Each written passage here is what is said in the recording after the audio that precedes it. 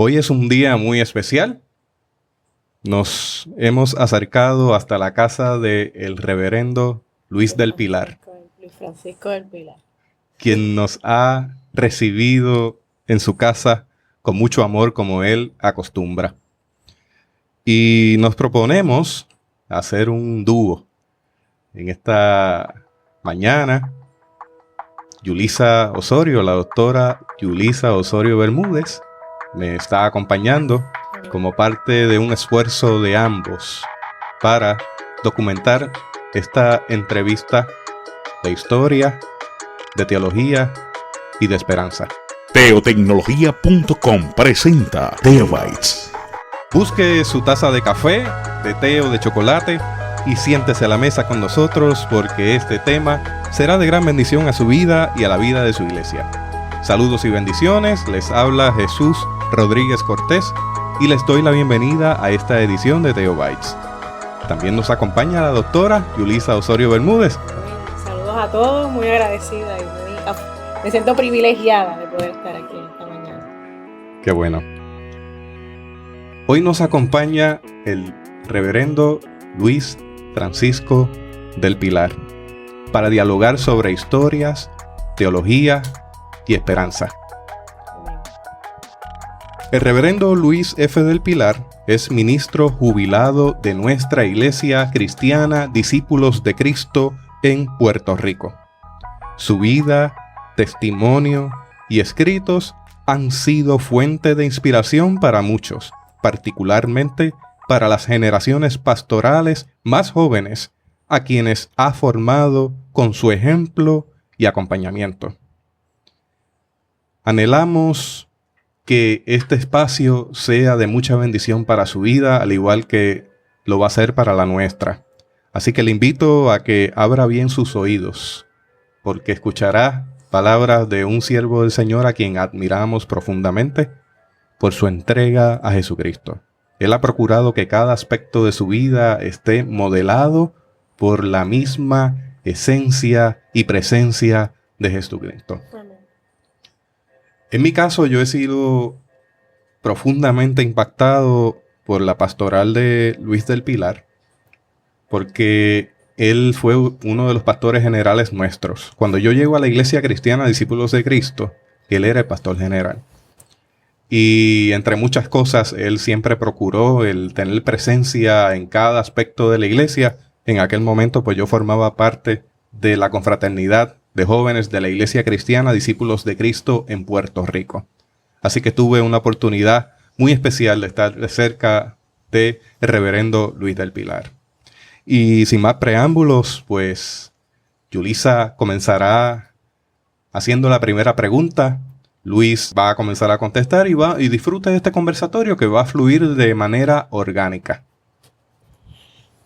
Pastor, le decía hace unos minutos que yo fui impactada desde los 9 años por su pastoral, porque usted, cuando yo llegué a la Iglesia Cristiana Discípulos de Cristo en University Gardens, usted era el pastor allí. Y mi primer domingo, así yo de visita, usted acostumbraba, parece que todos los domingos, echarle comida a los pajaritos que allí se congregaban por los árboles. Y yo de visita, él me invita y me dice, vente, acompáñame a echarle comida a los pajaritos. Y esa es esa experiencia de mi niñez con aquel pastor que con mucho amor me dice, vente, vamos a echarle comida a los pajaritos, siempre se grabó en mi corazón. Y partiendo de ahí, cuénteme un poquito de su niñez, pastor. Bueno, antes que nada, yo soy Luis Francisco del Pilar Piñeiro. Importante. Tengo madre. Eso es importante, Luis Francisco del Pilar recuerdo Piñeiro. Muy importante en mi vida, mi madre Juanita.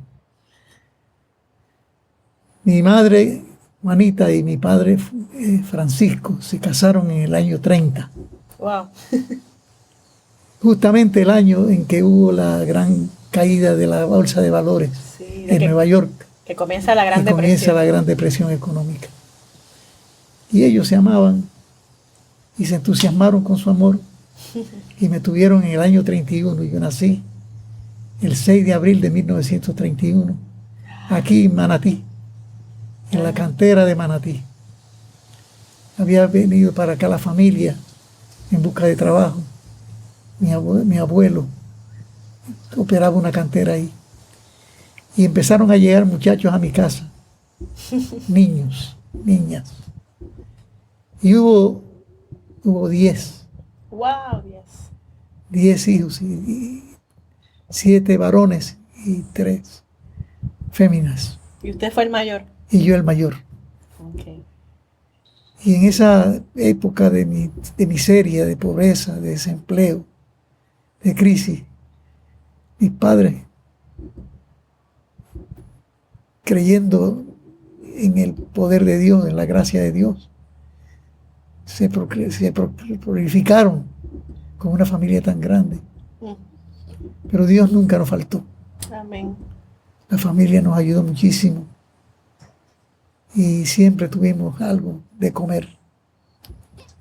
Por supuesto, andábamos descalzos allá en Terranova, donde teníamos vivienda. Lo de Manatí fue una época, un par de años, 2 o 3 años.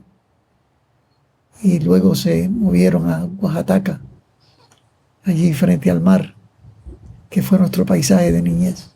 Ah, qué lindo. ¿Y cómo usted llega a la iglesia?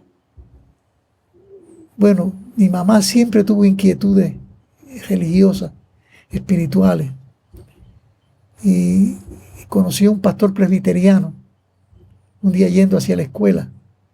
Este pastor le dio pon a ella y unos primos. Y este pastor los invitó a la iglesia. Y nunca fueron a la iglesia, pero cuando llegó el momento de casarse, ella quiso que este pastor la casara. Cuando vivimos aquí en Manatí, asistió a la iglesia anglicana que había ahí en ese barrio. Luego, al llegar a Quebradilla, seguía la familia creciendo y era muy difícil. Pero cuando vino la crisis de la viudez de mi madre, esto de la viudez, debo ponerlo en contexto. Había desempleo en la isla y mi papá por el año 38 se fue a Nueva York a trabajar, a buscar trabajo. Regresó al año, pero en el 41 la situación no seguía bien en Puerto Rico, aunque había mejorado un poco. Y él volvió a irse a Nueva York y esta vez no regresó. El ejército de los Estados Unidos lo reclutó. Ya Estados Unidos había intervenido en la guerra al declararle a Japón la guerra después del 7 de diciembre de 1941, que fue el ataque a Pearl Harbor. Y mi papá fue reclutado, entrenado, y en esa época en que él cayó en el ejército, nosotros empezamos a asistir a la iglesia presbiteriana de Quebradillas. Y ahí se bautizó mi mamá, me bauticé yo, se bautizaron mis hermanos, a los presbiterianos. Después, en el año 45, el 17 de abril de ese año, mi mamá recibió un telegrama que le anunciaba la muerte de mi padre en Alemania. Wow. En ese momento de crisis, de dolor, de sufrimiento, de pérdida, la iglesia de Quebradilla y su pastor, el reverendo Secundino Elba, nos ayudaron muchísimo, indeciblemente. Ya también había sucedido algo muy interesante en la familia. Una tía nuestra llamada Carmen, buscando trabajo, llegó hasta Bayamón, a la calle Comerío, al Bazar Catín, de una pareja que eran miembros de calle Comerío. Y ella cayó allí en ese bazar como costurera fina que era. Y los dueños del negocio, del taller, Leonardo Castro y su esposa Catín, invitaron a mi tía Carmen a visitar la iglesia de Calle Comerío. Y en ese momento la iglesia de Calle Comerío, desde el 33, estaba en un avivamiento terrible, un avivamiento muy especial de cántico, de alabanza, de oración. La gente oraba y oraba en medio de la crisis. Y ella fue a la iglesia y se convirtió. Y se convirtió de una manera tremenda. Ella cantaba muchísimo y bien. Se hizo miembro del coro. Se entusiasmó mi tía Carmen. Y en eso, ella en su viaje a Isabela, donde residía su familia, contaba de las maravillas del Señor. Evangelizaba a sus amigos de allá del barrio El Cerro de los Piñeiros. En eso se le declaró a mi tía un tumor en el cuello, el área del cuello. La operaron y era un tumor canceroso, que no pudieron sacar completamente los médicos. La medicina no era entonces lo que es hoy día. Y los médicos le dijeron a mi tía que le quedaba 1 año de vida. Y ella decidió irse a los suyos, a Isabela, para evangelizarlos. Y eso hizo, se fue allá. Y se dedicó a visitar los hogares del barrio y a invitar a los niños a dar la escuela bíblica. Ella duró en ese episodio 1 año justamente. La iglesia de Calle Comerío iba a visitarla, los hermanos iban. Y ella, antes de morir, llamó a mi mamá y le entregó su Biblia. Y le dijo a mi mamá que no dejara de leerla con su familia. Y esa fue la primera Biblia que llegó a nuestra casa. Había un sillón fondillado. Y ahí se sentaba mi mamá con nosotros alrededor. Y ella nos leía la palabra y cantaba los himnos y los cánticos que mi tía le enseñó. Así que, por un lado, esta experiencia de mi tía Carmen, que murió en el año 39, y por otro, después que mi padre ingresó en el ejército, que estaba en Alemania, y recibían sus cartas, y nuestro pastor, Secundino Herba, nos visitaba y oraba con nosotros. Y cuando vino la noticia de la muerte de mi padre, la iglesia nos pastoreó, nos sostuvo, nos animó. En el año 47, mi mamá decidió que nos moviéramos al área metropolitana para estar cerca de la universidad, porque quería que nosotros estudiáramos. Ya ella recibía una pensión del ejército y por la muerte de mi papá, y con eso, que no daba completamente, porque éramos 11 en la familia, más los allegados, siempre había 2 o 3 personas allegadas. Era costumbre tener hijos adoptivos. Sí, siempre había alguien. Entonces nos movimos a Cataño y empezamos a asistir a la iglesia de Cataño, donde estaba justamente el pastor Vicente Ortiz, que había pastoreado en Calle Comerío en los años en que mi tía se convirtió. Ajá. Ahí se entrelazó hubo el todo. encuentro, se entrelazó todo. Y mi madre se entusiasmó de tal manera que ella era una evangelista, una misionera. Y ahí decidí yo hablar con el pastor porque sentí el llamado al ministerio. ¿Ya usted tendría como cuántos años? Ya yo estaba en los 17, 18 años. Y don Vice mismo, antes de yo decirle nada, me había preguntado si yo no había considerado alguna vez la posibilidad de ser pastor.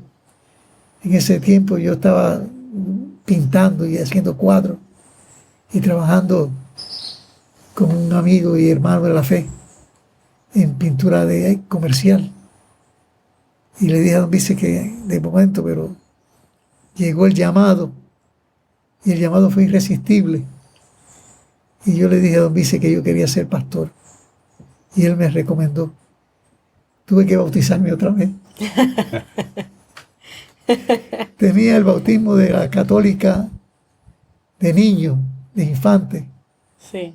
que el padrino mío era un barbero, borrachón. Ese era mi padrino. Y me recortaba y yo odiaba porque él tostoneaba a uno, no lo recortaba No bien. recortaba bien. Siempre venía borracho. Entonces tenía el bautismo en la iglesia presbiteriana El luego. bautismo de la iglesia presbiteriana y ahora el de discípulo, así que imposible perderme. 3 veces bautizado. 3 veces bautizado. Entonces, usted acepta el llamado del Señor a su vida. Ya veo que viene con un linaje, con una niñez llena de música por un lado y llena del arte por el otro. Sí. A mí me gustaría conocer esa historia. ¿Cómo se acerca el reverendo Luis F. del Pilar a la música, a las artes? ¿Y cómo la integra a su vida como pastor? Una de las características de ese avivamiento que se inició en Calle Comerío, una de las cosas distintivas era el énfasis en la alabanza, en el cántico. Hasta entonces los himnos que se cantaban eran los que habían traído los misioneros Ujú. de Estados Unidos, los gospel songs, las canciones evangélicas. Pero los misioneros no aceptaban la guitarra y el cuatro, y la maraca y el güiro, ¿Por qué no? porque no eran instrumentos sacros. Instrumentos sacros eran el órgano y el piano. Ok. Y muchos hermanos que sabían tocar colgaron sus instrumentos, pero eventualmente empezaron a usar estos instrumentos y a componer y a cantar. Perdóneme que lo interrumpa, pero ¿verdad? Usted dice que colgaron sus instrumentos. O sea que era muy común que las personas fueran a la iglesia o no, tuvieran instrumentos. Era común. Pero los misioneros tardaron en acostumbrarse a la idea de ver los músicos de guitarra en el templo, porque asociaban la guitarra y el cuatro al mundo, a la bebida, al baile, a la francachela. Francachela. Y les resultaba una contradicción. Ok. Pero eventualmente los misioneros aceptaron que era un mejor de ellos. Y en el avivamiento se compuso mucha música, hermosa música, usando los ritmos, como el paso doble. Ajá. Doquiera hayan almas reunidas, doquiera haya gozo y amor, se siente más grata la vida, loando a Jesús el Señor. Se inunda de júbilo el alma, se siente la gran bendición, paz santa que da dulce calma al pobre y débil corazón. Es un paso doble. Ya sentimos Aquí la presencia del Señor la sentimos y nos inunda su luz. Ya las almas reviven y del corazón. eso. Aquí está Cristo el Maestro, aquí hay bendición. Amén. Eso lo compuso uno de los músicos de Espinosa, Guillermo Claudio.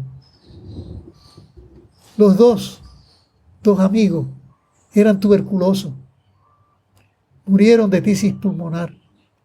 ¿Guillermo y quién? Guillermo y el otro, Guillermo Claudio, ya mi mente se me pierde. Pero eran dos. Moncho Díaz. Moncho Díaz. Ramón Díaz. Gracias, Luis. Moncho Díaz. Moncho Díaz y Guillermo Claudio. Y esa música a mí se poseyó de mí. Los himnos son inmensos. Amén, amén, amén. Que suene nuestra voz. Amén, digan los fieles y bendigan el nombre de Dios. Amén, amén, amén. Ha llegado la gran bendición. Alabemos con gozo al Eterno y un grito del alma exhale un amén. Alabemos con gozo al Eterno y un grito del alma exhale un amén. Ya es tiempo de que alabemos a Dios. Ya es tiempo de que alabemos a Dios. Esos tuberculosos compusieron esa música gloriosa. Cuando mi tía la sepultaron, el entierro de mi tía, el coro de Calle Comerío estuvo en ese entierro.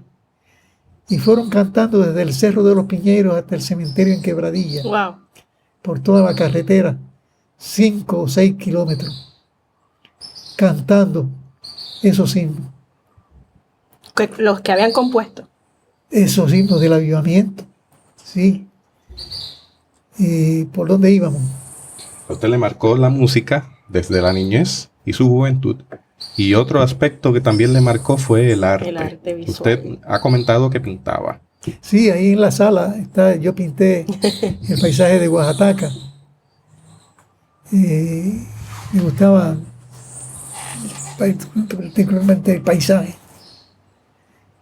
Y también lo que llaman naturaleza muerta, es decir, Ujú. frutas y Hojas. hojas. ¿Y su mamá le gustaba que usted pintara?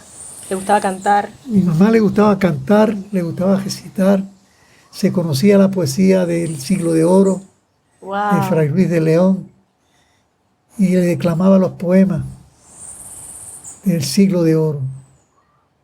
Y nos hacía cuentos, Hansel y Gretel, el hermano bueno y el hermano malo, de Abundundino y Juan Peladito. O sea que desde pequeño usted se va desarrollando y creciendo en un ambiente donde las artes recitadas, cantadas, Eso es así. pintadas fueron muy bienvenidas. Era parte de como diario. Era parte de nuestra vida.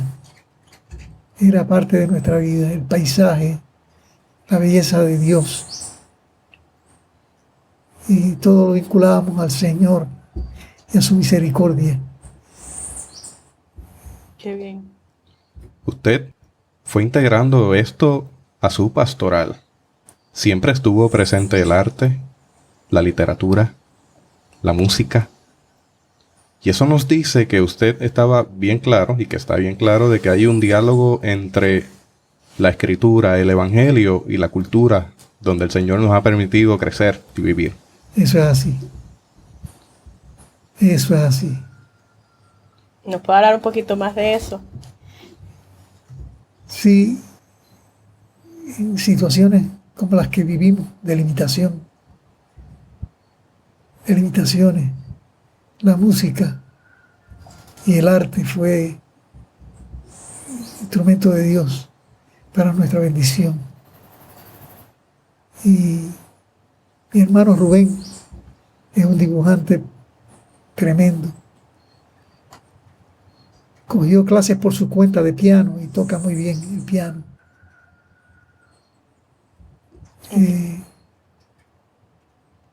Y así. Y cuando usted comienza, o cuéntanos la historia, ¿usted siente el llamado de Dios? ¿Y qué pasa? ¿Cómo empieza entonces a incursionar en la pastoral? Yo le comuniqué al pastor mi inquietud y él me abrazó y me dijo, te voy a recomendar. Me recomendó a la Junta de Oficiales de la Iglesia, la Junta de Oficiales me endosó. Usted con 19 años quizás. 19 años y me bauticé a los Discípulo de Cristo. Yo entendí que era un paso necesario porque en la práctica del Nuevo Testamento, el bautismo por inmersión Ujú. y, y fui a la junta, se llamaba entonces la misión Discípulos de Cristo, que eran los misioneros los que presidían esa misión. Había un representante laico de los pastores aceptados, y fuimos allí, fuimos aceptados, y me enviaron a pastorear. Ajá, así. Así, me enviaron ¿Y dónde fue esa primera iglesia? en The House abajo, en donde era McLean Conference Ground. Ajá. Está la familia de Justino Pérez Álvarez. Allí había un grupo que se reunía con el misionero, y a mí me mandaron para que predicara y enseñara. De ahí me enviaron también a Anones, en el barrio Anones de Naranjito, a ir 2 veces en semana por la cuesta Matacaballo, ¿Cómo se movía? pues a pie. Ajá. Y un hermano de allá de McLean, mi hermano Adolfo Torres, me dijo: pastor, para que usted no vaya, para que usted vaya más descansado, yo le voy a prestar un caballo para que usted vaya a Anones. Y yo acepté, pero yo no había sido nunca jinete. Y ese caballo era una tortura porque era trotón. Y cuando llegué a la cuesta Matacaballo y empecé a subir, me dio un miedo terrible, porque era un abismo aquello.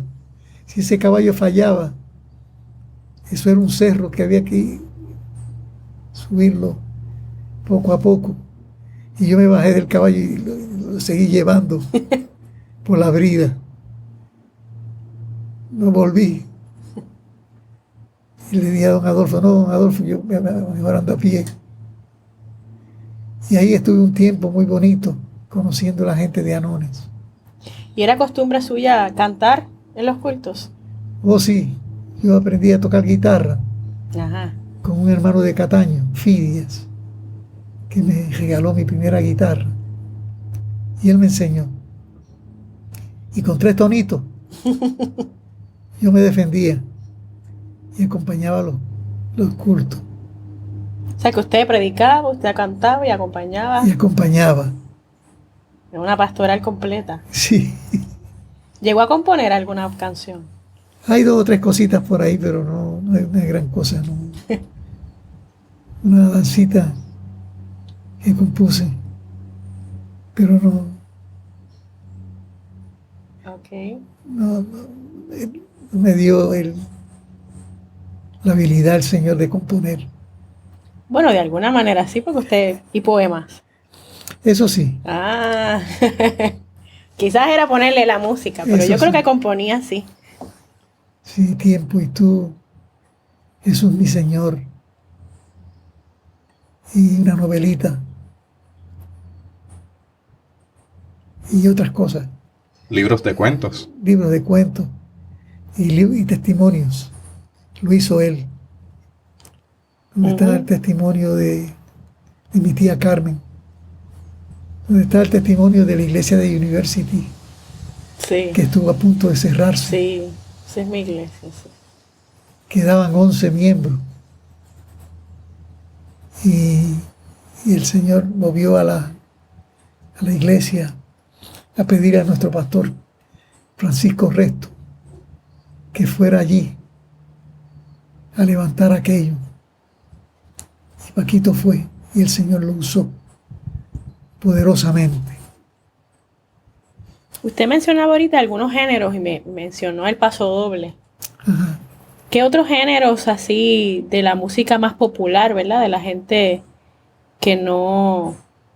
De esos géneros que los misioneros a lo mejor no estaban muy contentos. ¿Qué otros géneros musicales puertorriqueños se fueron percolando por las paredes de las iglesias? Sí, por supuesto, la música jíbara, El de 6. la décima, el 6,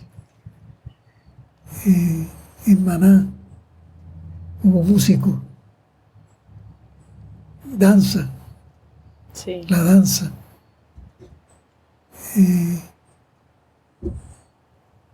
la rumba y esa tardó en aceptarse, ¿Por qué? porque era música que incitaba al baile, al movimiento del cuerpo, y no se veía bien Evocaba la vida del mundo. la vida del mundo así. Y luego con la salsa, ¿no? Y luego con la salsa. Eventualmente se aceptaron, música es música, Eso es así, usted ha dicho una gran verdad. La música la es música. música es música, Y Dios nos hizo y así. Dios nos hizo así, musicales, Estamos hechos de música. de música y poesía. Ah, eso es de música y poesía. ¿Y hubo alguna resistencia de parte de hermanos? ¿En cuánto tiempo, por ejemplo, pasó para que los misioneros los empezaran a recibir y ya no tuvieran tantas? Hubo una crisis en el 33 porque el avivamiento, rompía con ciertos esquemas, como por ejemplo que una persona no ordenada subiera al púlpito a predicar. Ujú. Los misioneros no aceptaban eso. Decían que el púlpito era muy importante, que lo es. Y hay que tener discreción en cuanto a quién predica, expone la palabra. Tenemos que cuidar el púlpito. Pero hay que dar oportunidad también al laico a subirse al púlpito y predicar. Amén. Y eso, los misioneros eran muy rígidos. Pero eventualmente ellos se dieron cuenta de que el avivamiento fue una bendición para la iglesia, porque cada hermano se sentía ser un evangelista, un proclamador, uno que estaba llamado por el evangelio mismo a ser exponente de la palabra. Recuerdo que Cabrera se convirtió, Fernando Cabrera había sido mundano, había sido boxeador, había sido un bojallón, pero él se convirtió, era hijo de doña Juana Cabrera, una mujer santa, pero él se convirtió de sus malos caminos y lo invitaron a predicar en Vegalta. Y alguien le dijo al misionero Carpenter que Cabrera iba a predicar en Vegalta. Y el misionero se apareció ese día al culto para ver si era verdad. Él había estado con los Cabrera muchísimas veces, los conocía muy bien. Y pusieron a Fernando a predicar y Fernando predicó fogoso, como era, un mensaje tremendo. Y cuando terminó, el misionero, estaban en la puerta saludando, el misionero le dio un galletazo en la cara. Wow. Le dije, él le había dicho ya a Cabrera, no quiero que predique, tú no eres ordenado. Y Cabrera lo dejó así y desafió la autoridad del misionero. Wow. Morton, que era muy sabio, ayudó mucho a que los misioneros cambiaran de actitud con respecto a estas cosas. Entonces usted tuvo que estudiar Pues yo combiné, para que los empecé- misioneros estuvieran más receptivos a recibirlo como pastor. Sí, en el año 50 empezamos en la universidad el curso básico, que era lo único que la misión podía darnos en ese momento. Y con ese curso básico y 3 años de seminario daban un diploma en teología. Y eso fue lo que yo obtuve, diploma en teología. Posteriormente, el seminario abrió la oportunidad de que los pastores que habían estudiado bajo ese sistema pudieran terminar la maestría. Y la terminamos en un año. Wow. En un año el seminario se contaba nuestra experiencia pastoral. Ya Yo entonces también. tenía varios años ya. Sí, ya estaba casado, me casé en el 53. Conocí a mi esposa Genoveva aquí en La Grama, en Ciales, Ujú. dirigiendo un culto. El primer culto donde a mí me enviaron me enviaron a La Grama.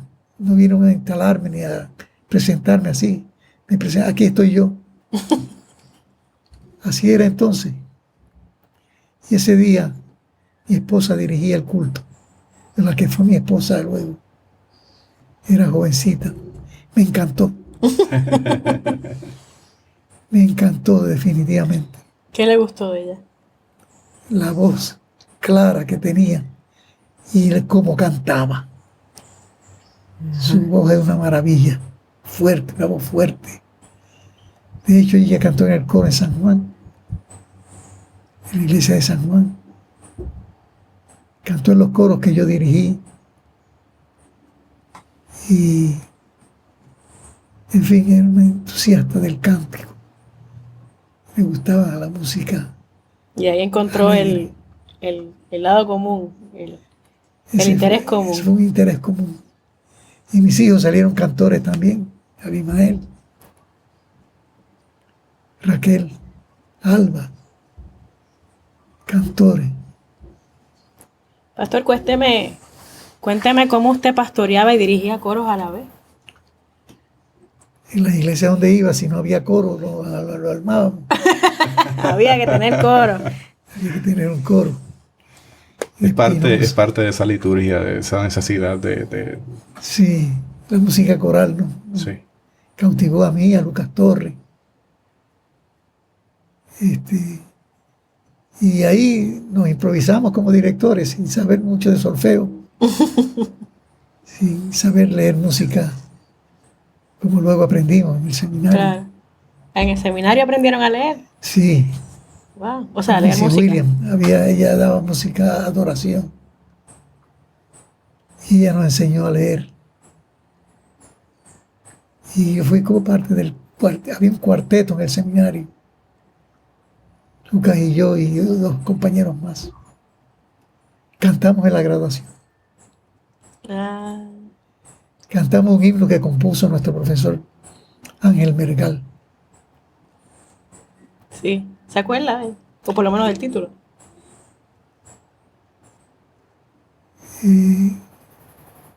Era un himno muy solemne. No me acuerdo ahora. No me acuerdo No ahora. se preocupe. No se preocupe, no se preocupe. Y ahí estuvo en el seminario entonces, formándose. Formándome en el seminario con buenos profesores de Biblia, de historia. Entonces, pastoreaba, y entonces predicaba, dirigía el coro. Y del seminario, Estaba ocupadito. bastante. Y entonces, un pastor entregado a la gente, visitando. Eso es así. Eso me gustaba mucho. Yo creo en la visita pastoral. Necesaria, importantísima. ¿Qué para usted conocer hacía la en gente. una visita pastoral? ¿Cómo? ¿Qué usted hacía en una visita pastoral? Escuchar, me gustaba escuchar a la gente. Que se abrieran, tender puentes, abrirme a su necesidad y ayudar en lo que fuera. Desde orar por el enfermo hasta llevarlo al hospital, hasta buscarle a la medicina, lo que hubiera que hacer ¿Cantaba con ellos? y cantar con ellos. Cantar con ellos. ¿Qué bondades trae cantar con él que necesita? Eso se llama musicoterapia. Meloterapia. Pero usted lo ejercía desde que eso no era una disciplina. Desde que no era una disciplina, yo intuitivamente sabía que la música tranquiliza, da paz, Libera. libera, Une. une, confronta. No, todo el conflicto. confronta. La música confronta. Sin Dios viví. Era mi ser cuerda de naufragada. Sombras doquier. En mi pecado en el mundo me hallaba. Pero el Señor. Se me olvidó. Muy bien, entonces, esa música, esas composiciones que tenemos a la mano, ciertamente son espacios de reflexión teológica. ¿Te entiende que hay teología profunda dentro de este cantar que se queda dentro del ser, en la mente, en el corazón? Eso es así. Hay un pozo de sabiduría que se queda, que se transmite mediante la música. Usted entonces entendía que, aparte de las predicaciones, era parte de su pastoral el poder instar a cantar, el poder formar coros, era parte de su predicación también. Era parte de mi vida pastoral, el cantar, el expresar los contenidos de la fe cristiana, los contenidos de la esperanza en Cristo. Amén. Luis, yo le tengo una pregunta caminando un poquito hacia más adelante. Ya estamos en los 70s, que fue un periodo convulso dentro de la iglesia, los 60, los 70, con todo este movimiento hacia las diferentes guerras, posiciones políticas. Fue un periodo de mucha confrontación por un lado, por otro lado pues quizás un poco inestable. Usted se acercó, estuvo corriendo ese periodo y de repente va a los 80s, donde usted es elegido como pastor general. A mí me gustaría que nos narrara un poquito de eso, cómo fue ese camino, 60, 70, 80, hasta el momento que llega a la pastoral general de nuestra iglesia. Fue un camino difícil, ciertamente, porque los que éramos más jóvenes, creíamos que teníamos que alzar la voz y protestar. ¿Contra qué? Contra la injusticia, contra la violencia, contra la guerra que mata inocentes. Escribí un poema con motivo de la guerra de Vietnam, My Lai, de una aldea que fue arrasada por los soldados y murieron allí mujeres y niños inocentes. Y yo escribí ese poema y un artículo en El Discípulo, que era la revista que se publicaba, y que yo invertí mucha energía en eso, esa revista, que venía de reverendo Vargas, el educador cristiano. ¿Joaquín? Joaquín Vargas. Y había compañeros, pastores, que veían en la protesta un acto político, en política partidista. Y no se trataba de eso. No estábamos buscando agendas políticas, sino agendas de justicia. Amén. Y de reconocer el derecho que tienen los pobres a lo mínimo necesario para desarrollar su vida en este mundo. Que no agrada a Dios que haya injusticia, que haya acaparamiento de riqueza, y que haya violencia y que haya maldad y egoísmo.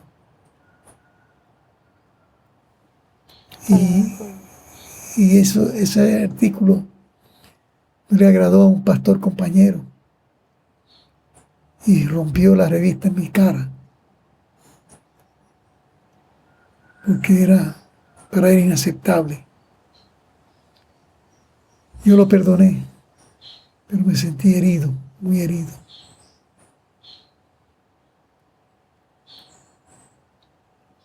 los tiempos fueron cambiando. Y a medida que el movimiento de derechos humanos se afianzaba, se creaban cambios. Todavía estamos en esos procesos. El racismo no ha terminado en los Estados Unidos ni en el mundo. Y esta es una lucha que hay que seguirla. Pero con Martin Luther King tenemos que cantar. Hemos de triunfar, hemos de triunfar, hemos de triunfar al fin. Oh, bien. El Señor, que hemos de triunfar al fin. Amén. La justicia de triunfar. La verdad de triunfar, el amor ha de triunfar. Hay esperanza mientras haya amor. Hay esperanza, Como dice la canción Génesis. como dice Génesis. Bendito el Señor. Amén. Entonces, ya llegando a los 80s, ¿en qué año usted entra como pastor general? ¿Y cómo ocurre eso? ¿Cómo se da ese proceso de Luis del Pilar? Se da en el proceso de un cambio de constitución, en el que el reverendo Juan Figueroa fue figura clave, importantísima, y muchos pastores que estuvieron a su lado y a mi lado. Y fue un proceso difícil porque hubo que ir a cada iglesia y por regiones, ir redactando y produciendo el documento final. Finalmente se logró ese documento y se aprobó. Se aprobó por la iglesia en Puerto Rico. ¿Recuerda cuántas iglesias ya habían? Había unas 80 iglesias, de 60 a 80 iglesias. Y era ir cambiando del concepto de la mesa del norte a una iglesia Una nativa. iglesia autónoma, Puertorriqueño. puertorriqueña. Y en vez de decir convención de iglesias, decir convención de la iglesia. La iglesia es una.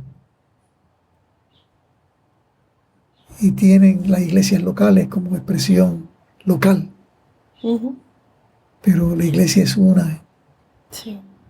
en su administración, en sus finanzas, en su ordenamiento administrativo. Y entonces el primer pastor, lógico, era Juan Figueroa. Entonces no existía el centro cristiano. Se estaba hablando de eso. El concepto del centro cristiano se estaba madurando como un centro de servicio a las iglesias, de ayuda a las iglesias locales y de ayuda al campo misionero. Ujú. Sí, yo recuerdo que las oficinas en un momento dado estaban en Bayamón, en un condominio, frente En a condominio. las tiendas Sitmans, Efectivamente. El edificio Las Torres. el edificio de las Torres. Allí apenas habían 2 oficinas y una Dos- recepción. Dos oficinitas. Y la cocina que se usaba para el mimeógrafo. Se embajaba uno todo. Y Juan no completó su término. Y entonces,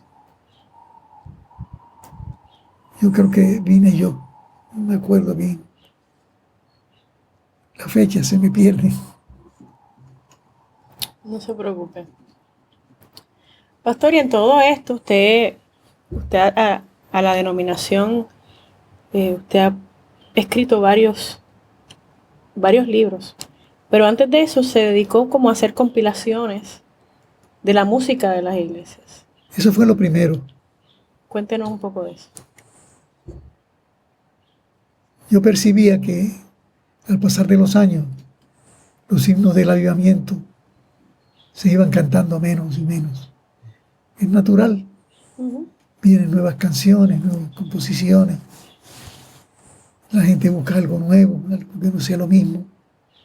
Y eso es normal, eso es bueno, eso es necesario. Pero había que recordar ese momento del avivamiento, por lo que el avivamiento significó, que fue la toma de conciencia de nuestra responsabilidad como iglesia. Y la toma de conciencia de que cada uno tiene que aportar a la iglesia sus talentos, Ujú. sus habilidades musicales, administrativas, como maestros, como servidores. Y yo empecé haciendo, recogiendo de lo que se conocía, de lo que había una libreta que se usó en Espinosa, le llamaban la libreta negra, que tenía esas canciones, esos himnos. ¿Tenía las letras o también tenía las No, no había, notas no había musicales? partitura. No había partitura. Y ahí empecé yo, con la gallina picoteando, poniéndole notas. Y claro, yo luego lo presentaba a quienes yo sabía que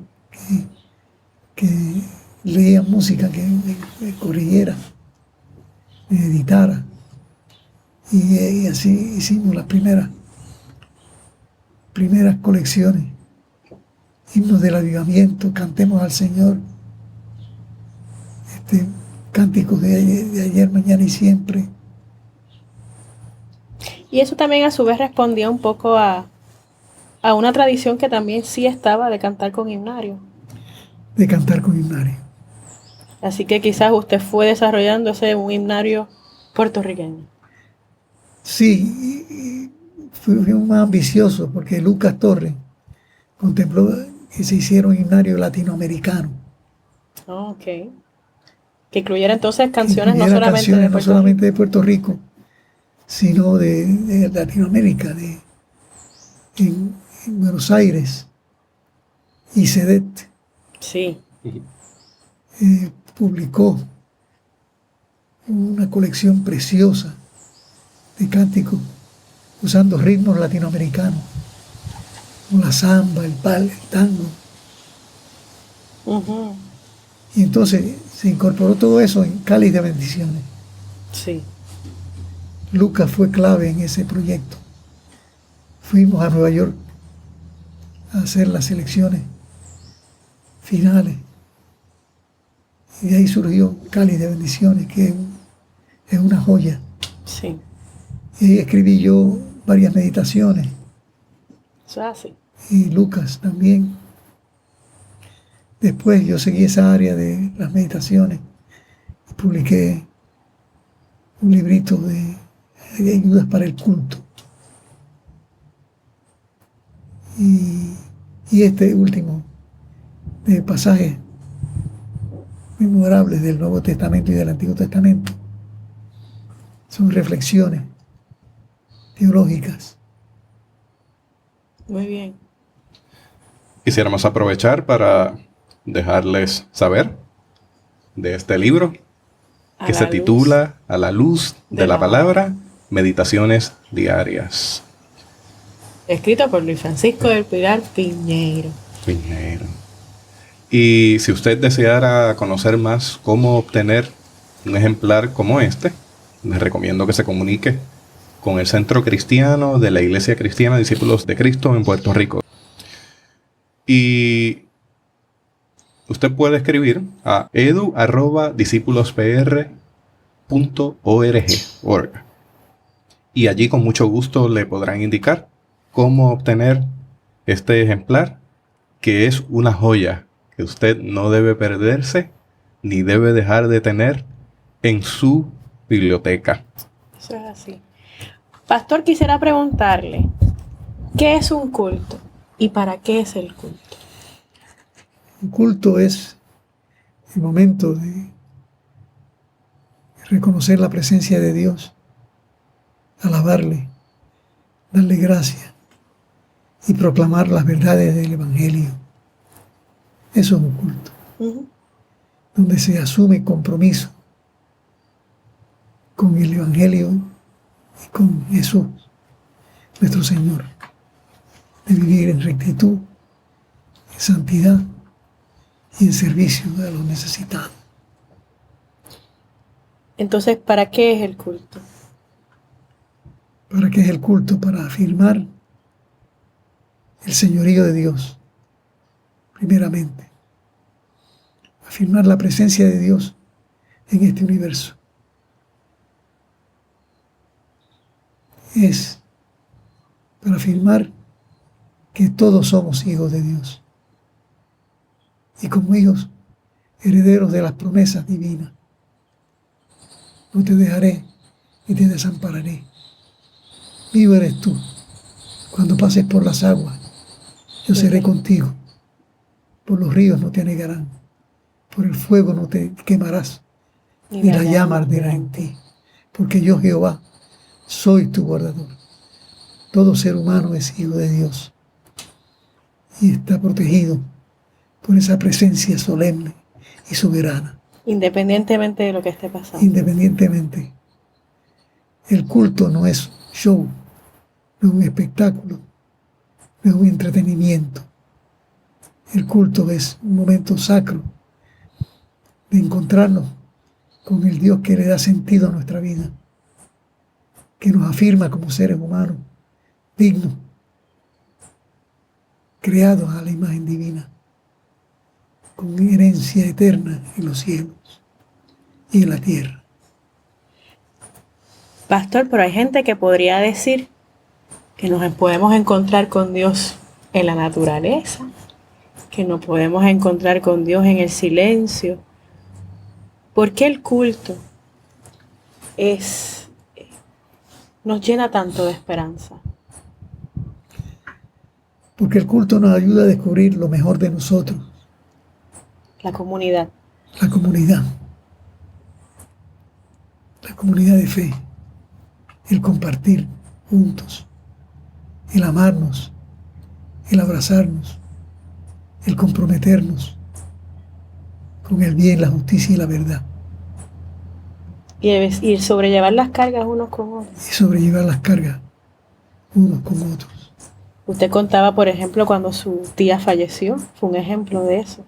De cómo una iglesia fue cantando con ustedes. Y de alguna manera, pienso yo que hubo... Todo ese año que mi tía estuvo allá en Isabela, la visitaban los hermanos de Calle Comerío, los pastores. Y eso es ser iglesia. Y eso es ser iglesia. Solidaridad.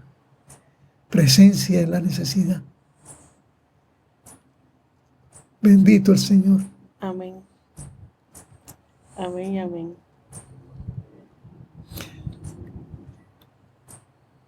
Me preguntaste sobre mi pastorado general. Sí. Doy gracias al Señor. Alabo su nombre que pudimos afirmar este nuevo proyecto de pastor general para darle solidez. Y pudimos hacer un plan de trabajo para 5 años que se puso en vigor, ampliando los horizontes de la iglesia, de no ser una iglesia puertorriqueña nada más, sino extendernos para ayudar a las iglesias en la República Dominicana, en Cuba, las iglesias en Nicaragua, Costa Rica, las iglesias en Venezuela, en Colombia, en Ecuador. Y nuestra proyección hacia esos campos no es de llevar nuestras iglesias puertorriqueñas, sino afirmar a las iglesias nacionales. Sí, apoyarlas. Asistirlas. Pero que sea su idiosincrasia. Pero que operen conforme a su idiosincrasia y sus capacidades y recursos.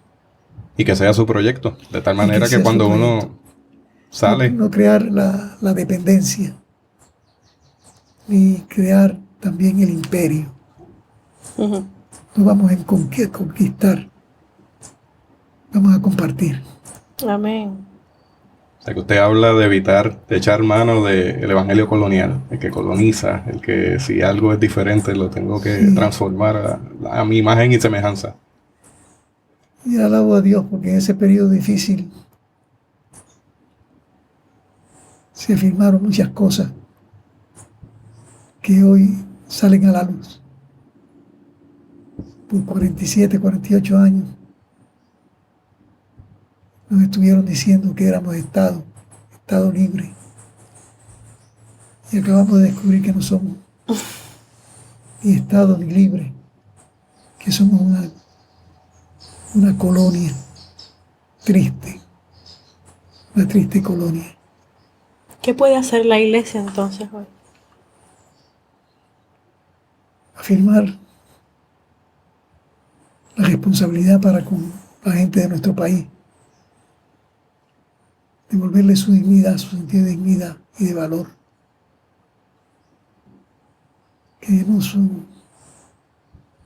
somos títeres manejados por poderes extranjeros, que somos seres humanos con dignidad.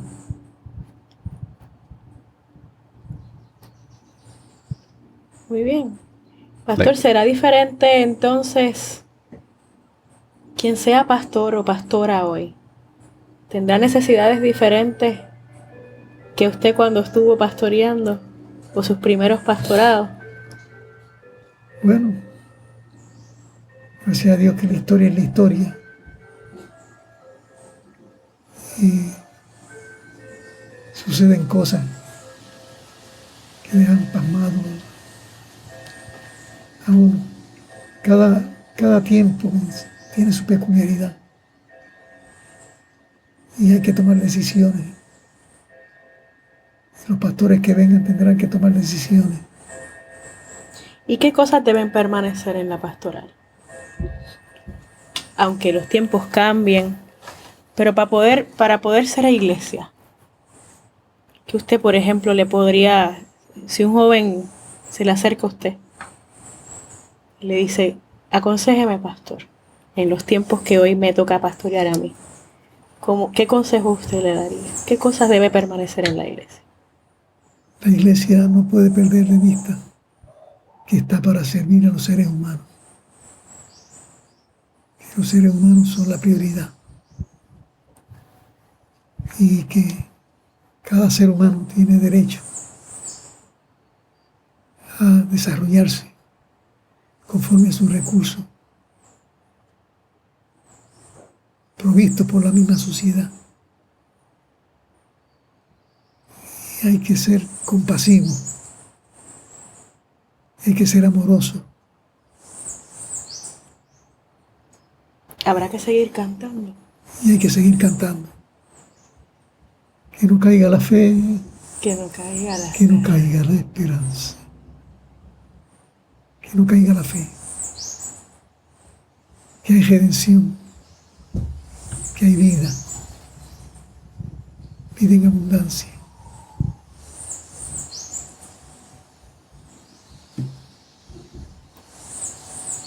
Luis, al cierre, no sé si Yulisa tenga alguna otra pregunta, pero sé que llevamos alguna hora, 4 minutos, y quisiéramos también ser conscientes de que usted tiene su tiempo, su espacio, que ya es hora de buscar el almuerzo. Y ¿hay algo de lo que hayamos preguntado o hablado que quizás no cubrimos y que usted desee comunicar? Algo que le interese además de la temática que hemos trabajado, algo más que desee aportar. Yo creo que se ha cubierto todo.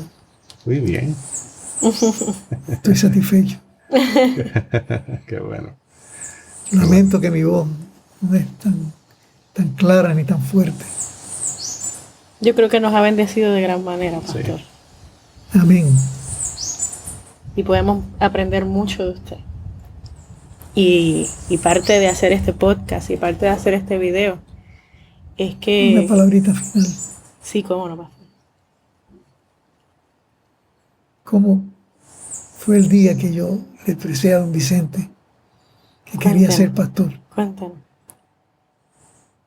Había un hermano en el Babote de Cataño, que se llama el Babote, que era eso mismo, un manglar. Y la gente había construido sus casas allí y se iba por puentecito. Y había un hermano que estaba tuberculoso y se estaba muriendo. Y estaba en agonía. Y fueron a mi casa a que avisara al pastor. Y yo fui a buscar al pastor y a decirle que el hermano estaba en agonía. Y era un día de lluvia, estaba lloviznando. Y don Vice se usó una capa de hule. Nos abrigábamos los dos en la misma capa.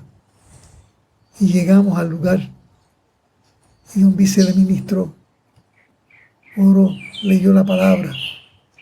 Clamó al Señor. Y el hombre expiró.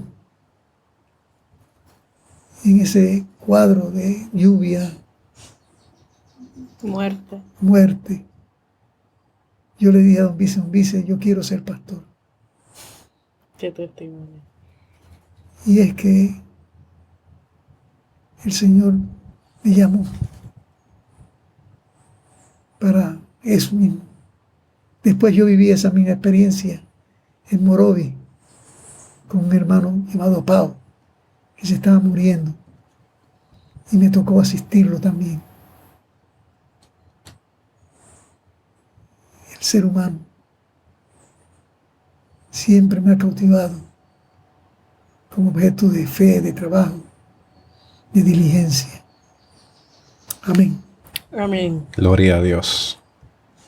Una vida de entrega, una vida de testimonio, De arte. de arte, de literatura, de música Y siempre de esperanza. y siempre de esperanza, entregada a Jesucristo. Amén. Así es. Si usted tiene inquietudes, ya sabe que el Señor obra por senderos misteriosos, así que adelante, Amén. láncese a la aventura de la fe. Láncese a las manos del Señor, que el Señor pondrá cada cosa en su lugar. Aquí tenemos un testimonio vivo de que seguir en la voluntad del Señor, discernir su propósito, trae bendición a las vidas que están a nuestro alrededor. Al cierre, Luis, yo tengo que agradecerle porque usted fue la persona que metió la mano en un momento dado, siendo pastor general, en una iglesia que estaba en crisis, la iglesia de Espinosa, que la ha mencionado varias veces aquí. Espinosa ha guardado un lugar, un rinconcito de su corazón, al igual Eso que es las así. demás iglesias. Eso es así. Y yo recuerdo que en aquella pastoral que culminó abruptamente, usted llegó con un recién egresado que acababa de llegar de Boston, el doctor Lester McGrath. Él la siente con él. Y usted llegó con él allí y le dijo, él les va a acompañar por un tiempito. No se encariñen porque no se puede quedar. Y luego vino la pastoral de Justino. Pero Lester entró en ese espacio donde fue un agente sanador. Y yo recuerdo que llegó de su mano a Espinosa. Amén. Habiendo dicho eso, Luis, muchas gracias. por Gracias a ustedes. Todas sus aportaciones a la obra del Señor, a la iglesia y a nuestra vida. Si usted tiene estos dos jóvenes frente a usted, es que han sido impactados también por el testimonio y la historia y su influencia. Una notita final. Seguro que sí. Para dar gracias a Dios por la esposa que me dio, Amén. que me acompañó en todos esos 18, 20 pastorados por los que pasé. Que me dio su amor, su cariño, su acompañamiento, su ternura. Su voz. Y que me dio los 5 hijos que me están ayudando en mi vejez. Amén. Alabo al Señor por mi esposa Genoveva Córdoba Rodríguez. Amén. Qué lindo. Yulisa, ¿alguna palabra final? Solamente darle las gracias, pastor. Amén. Gracias por un legado de entrega de dignidad, de música. Obviamente pues es el área que más me gusta, pero siempre me he visto cuando hago recolecciones históricas de nuestra iglesia, siempre termino con un libro o con una meditación o con algo que el reverendo Luis del Pilar escribió. Y estoy muy agradecida al Señor de poderme darle esta oportunidad, de poder beber de la fuente, Amén. de la fuente original, y poner esa inquietud, ¿verdad?, en Jesús y yo, de poder, más que por nosotros, sino para próximas generaciones, porque la iglesia tiene que seguir siendo iglesia. Gracias al Señor por jóvenes como ustedes. Y que entonces puedan recurrir y sentir, y devolverse la esperanza a través de sus palabras, porque Amén. usted vivió momentos muy duros y el Señor le sostuvo. Y mucha gente fue impactada con el mensaje de esperanza del Señor. Así que gracias, pastor. Y yo agradezco esta oportunidad. No mencionamos el trabajo en Paraguay como misionero, Hable ahí un poquito. que fue importantísimo. Allí era dictador Stroessner, Adolfo Stroessner, Alfredo Stroessner, por más de 35 años. Dictador, colorado, y metió a la cárcel un montón, más de 1000 personas. Y yo participé en un comité de ayuda de emergencia a esos encarcelados. La iglesia luterana, la iglesia católica y los discípulos, que yo los metí ahí a la cañona, porque tenían miedo. Cualquiera. Los pastores allá tenían miedo. Pero el Señor nos dio gracia. El obispo católico, el pastor, un pastor